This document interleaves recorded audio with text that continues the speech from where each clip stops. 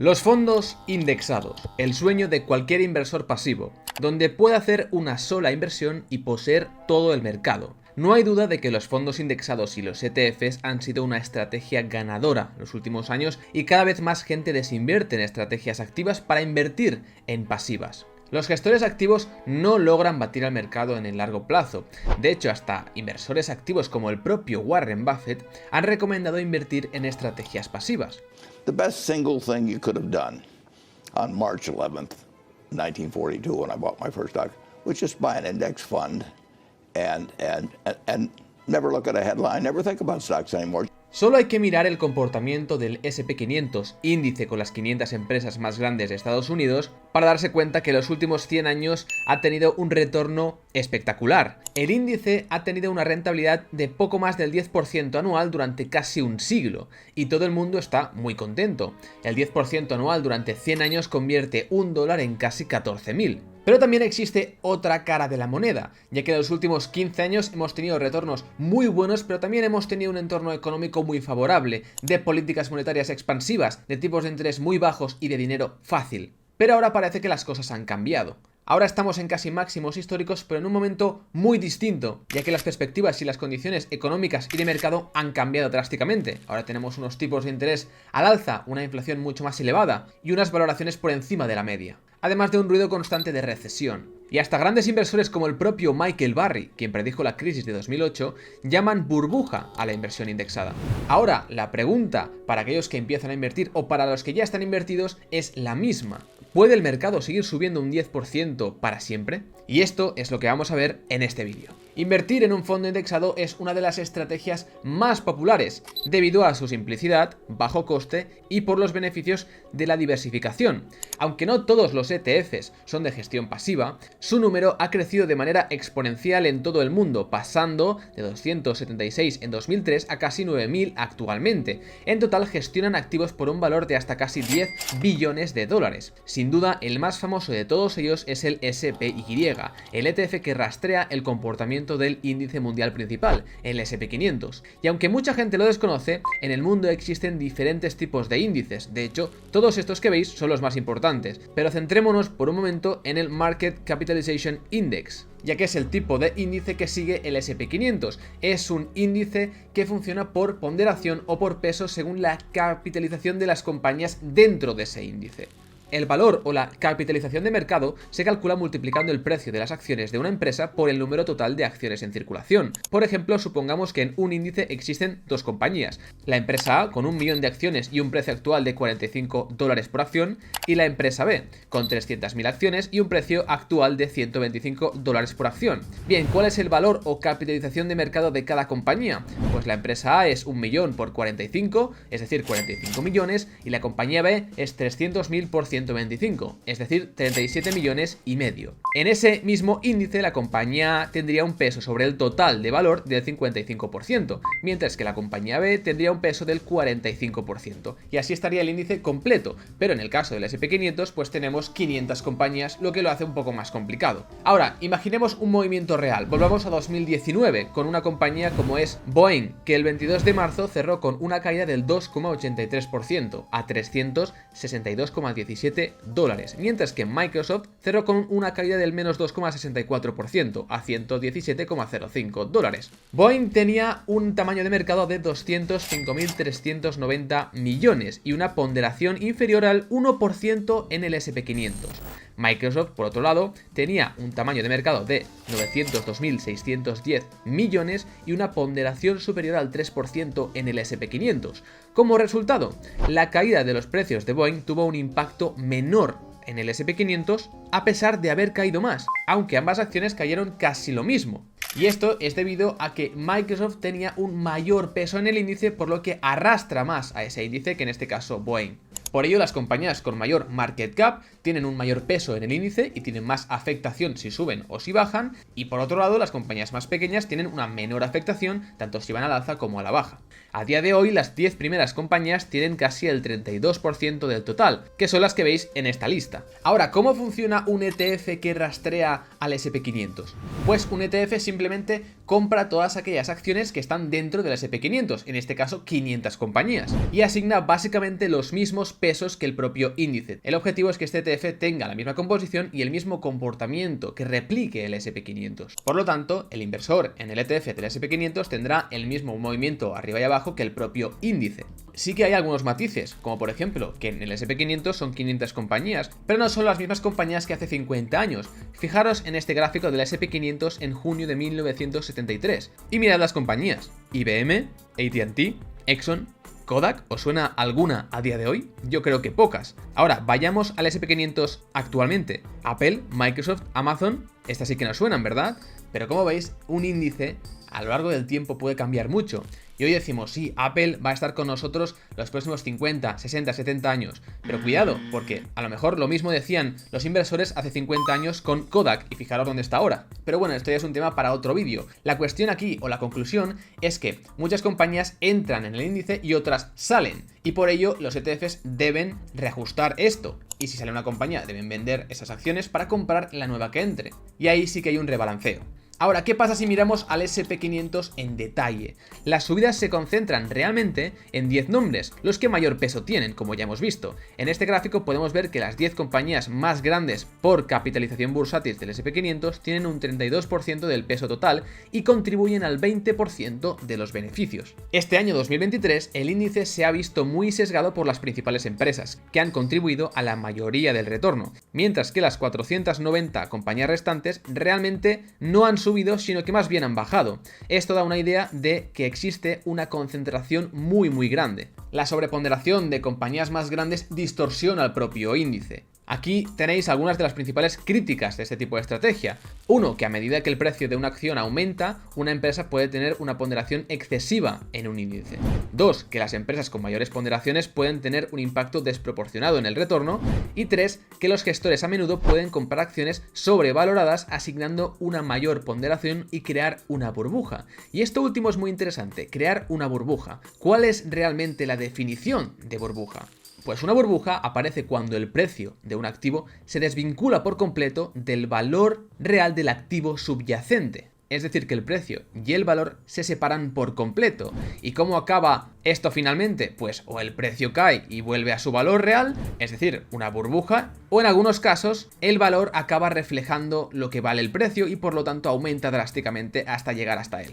Y el segundo ejemplo es exactamente lo que ve Michael Burry cuando habla de la inversión pasiva, una burbuja. Y esto no lo dice ahora, sino que lo lleva diciendo varios años, en concreto desde 2019. Como la mayoría de las burbujas, cuanto más se prolongue, peor será el colapso. Como hemos visto, en el S&P500 las mayores compañías son las que más peso tienen en ese índice. Y por lo tanto Michael Burry argumenta que cuando entran fondos o capital en estos ETFs o en estas inversiones pasivas, pues los gestores tienen que alocarlo. ¿Y dónde va la mayoría de dinero? A comprar las acciones más grandes porque son las que mayor peso tienen. Al hacer eso creas como un círculo vicioso en el que realmente estás comprando constantemente o en mayor cantidad esas compañías más grandes y haces que aumente su precio, pero como aumenta más su precio, aumenta más su peso y después tendrás que comprar aún más. Por ello Michael Burry concluye en que hay una gran burbuja porque hay una gran diferencia entre el precio del activo y el valor real. Ya no se está invirtiendo en base a los fundamentales de una compañía y su valor intrínseco real, sino que se está invirtiendo a partir de qué peso tiene en el índice, es decir, por su tamaño, pero no por sus fundamentales. Por lo tanto, al eliminar esta parte de realizar un análisis fundamental para saber cuál es el valor real de esa compañía que estamos mirando, como podría ser Apple o Microsoft, estás haciendo que el mercado sea muy ineficiente y que haya una pérdida total del price discovery o el descubrimiento de precios, es decir, la capacidad del mercado para identificar el valor real de una compañía buena y de una compañía mala. Y así decía Michael Burry. Y ahora la inversión pasiva ha eliminado los precios de los mercados de valores. Las tesis simples y los modelos que llevan a las personas a sectores, factores, índices, ETFs y fondos que imitan esas estrategias no requieren del análisis a nivel de seguridad que se necesita para encontrar el verdadero valor de los precios. Es decir, que Michael Burry dice que la gente al final está invirtiendo en estos instrumentos o esta estrategia pasiva sin saber lo que realmente está comprando. Y así están contribuyendo a un círculo vicioso en el que cada vez más se compra las compañías más grandes y estas suben más en bolsa y se desvinculan de su valor real o su valor fundamental, el valor real de la compañía que hay detrás de ese precio y que hay detrás de esa acción. Y este argumento tiene sentido y puede estar muy bien, pero permitidme dudar un momento la crítica de la inversión pasiva por parte de un inversor activo. Y es que aunque esta teoría a mí personalmente me beneficia porque yo soy un inversor activo, sobre todo en compañías pequeñas, pues me gusta ser objetivo y valorar las cosas tal y como son, con datos efectivos y reales. Así que ahora vamos a extraer ciertas conclusiones que creo que os pueden interesar. Primero de todo es que siempre se dice que los fondos de inversión pasiva están creciendo mucho, lo cual es cierto,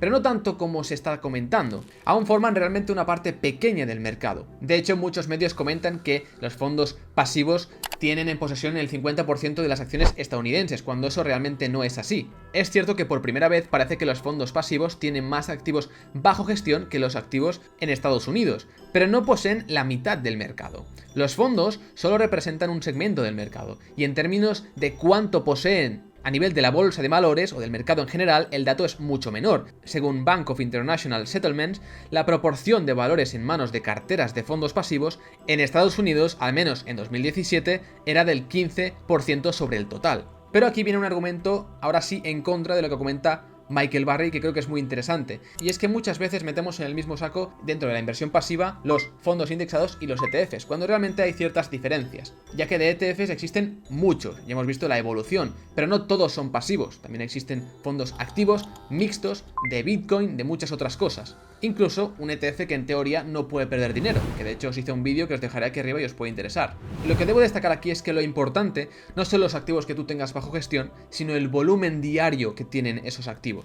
Aparte de que los ETFs normalmente se utilizan en una estrategia pasiva a largo plazo y por lo tanto la gente cada día no está comprando y vendiendo ETFs, pues muchas de las operaciones que se hacen con ETFs de compra y de venta no afectan directamente al activo subyacente o en este caso a la compañía, a la acción en la cual en teoría estamos invirtiendo, porque se hace en el mercado secundario, donde yo compro y vendo un ETF a otro comprador o a otro vendedor sin necesidad de llegar a tocar el activo subyacente. Las acciones solo se llegan a comprar y a vender realmente, es decir, se llega a tocar ese activo subyacente cuando lo hace el Authorized Participant, es decir, la persona que administra ese ETF, que puede cancelar o crear más unidades del mismo, y eso normalmente se hace cuando hay una gran demanda por ese ETF o al contrario, cuando hay muy poca demanda. Y simplemente lo que hace este participante es arbitrar el mercado entre el precio real de las acciones dentro de ese índice y el propio ETF, es decir, comprar barato y vender caro para arbitrar y tener un beneficio.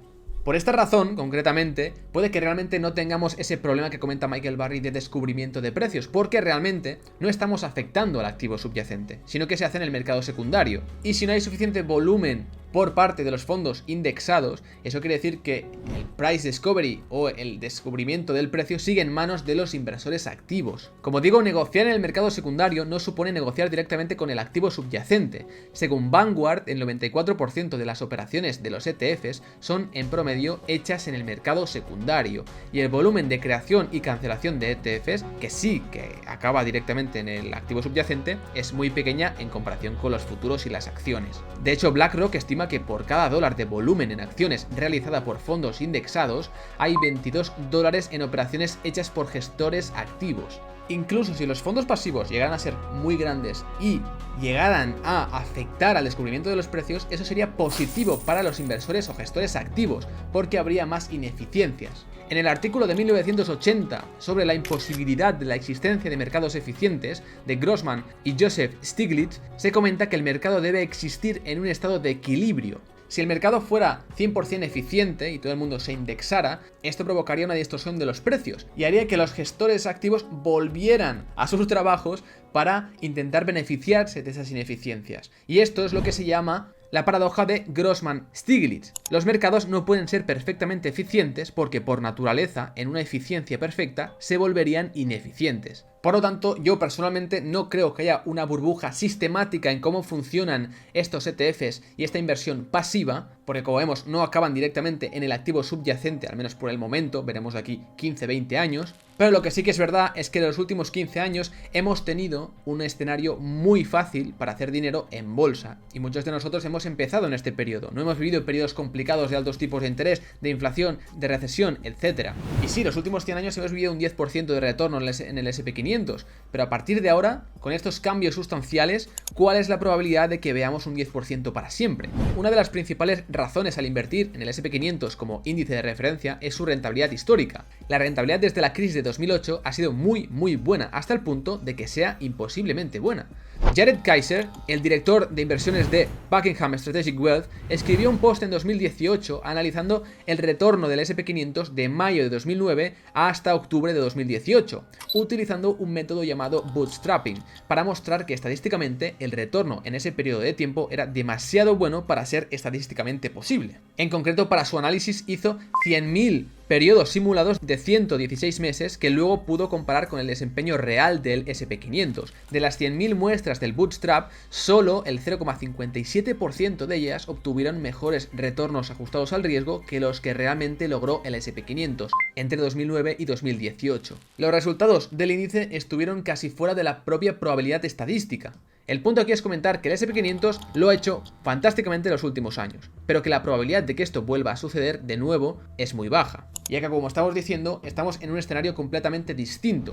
Y es verdad que las 10 principales compañías están bastante más sesgadas al alza y sus valoraciones actuales, medidas relativamente respecto de su media histórica, están bastante por encima de lo normal, y eso nos puede indicar que esta parte del mercado sí que está un poco más cara que el resto de compañías o las más pequeñas, porque recordemos que en el S&P 500 las más grandes son las que mayor peso tienen. Por ello, una valoración más elevada en las principales compañías del S&P 500, unido a una situación un poco más complicada o bastante más complicada de mercado, como ha sido la transición de los últimos 18 meses, donde la mayor inflación ha resultado ser no transitoria, y esto ha provocado pues un aumento de los tipos de interés, una preocupación por recesión, una preocupación por una mayor posibilidad de pérdida y por lo tanto la exigencia de una mayor rentabilidad por asumir mayores riesgos, pues hace que dudemos un poco más, o por lo menos yo, de que este retorno se pueda conseguir en los próximos años. Por lo tanto, ¿cuál es un poco mi opinión personal respecto a esto que ya he ido comentando durante el vídeo? Creo, personalmente, que esta burbuja de la inversión pasiva no es realmente consistente porque, como hemos visto, el principal argumento que la puede desmontar es que la mayoría de estas transacciones se hacen en el mercado secundario y no acaban directamente en el activo subyacente, por lo que sistemáticamente no habría una burbuja constante en el S&P 500 que va aumentando el valor de las compañías más grandes y, por lo tanto, olvidando a las más pequeñas, sino más bien que sí que puede haber unas compañías más caras y otras más baratas, pero simplemente fijándonos en el propio activo subyacente, sin tener en cuenta ese precedente sistemático que está comentando Michael Burry que podría generar esa burbuja. Ahora, aquí podéis tener básicamente dos opiniones. En ambos casos, y también en mi opinión, pues tenemos una misma solución. Si pensáis que el mercado no está realmente roto y que las valoraciones ajustadas a riesgo son correctas en el S&P 500, por ejemplo, entonces yo personalmente invertiría en compañías más pequeñas o small caps, debido a que históricamente han tenido retornos mucho más elevados porque son compañías más pequeñas y muchas de ellas son de calidad, con crecimiento, con retornos atractivos, etc. Ahora, también imaginemos que pensáis que el mercado realmente sí que está roto y que hay una burbuja en esta inversión pasiva porque creéis que sí que hay una afectación o una distorsión respecto del precio al valor real de los activos, sistemáticamente a causa de esta inversión pasiva. Entonces, en ese caso, las compañías más grandes, que son las que constantemente están subiendo de precio, serán las que están sobrevaloradas, y las compañías más pequeñas o las menos compradas serán las que están más baratas. Por ello, volvemos a lo mismo, comprar o sobreponderar en nuestra cartera las compañías más pequeñas o small caps. Y esa sería un poco mi conclusión y por lo menos lo que yo veo actualmente. Me puedo estar equivocando en ciertas cosas, por ello también os digo que me dejéis en los comentarios cuál es vuestra opinión, cuál es vuestra posición y qué estáis haciendo al respecto y qué es lo que esperáis vosotros los próximos años. Espero que os haya gustado y os haya servido este vídeo, y os voy a dejar aquí otro que es de Howard Marks, donde él mismo comenta que estamos viendo un punto muy grande de inflexión y que ahora mismo no es lo mejor invertir en bolsa sino en otro activo que veréis en este vídeo. Os recuerdo que os podéis suscribir aquí debajo dejando también un gran like para apoyarme y para uniros a esta comunidad de inversores particulares, y sin más, nos vemos en el próximo vídeo. Un saludo y un abrazo a toda la comunidad.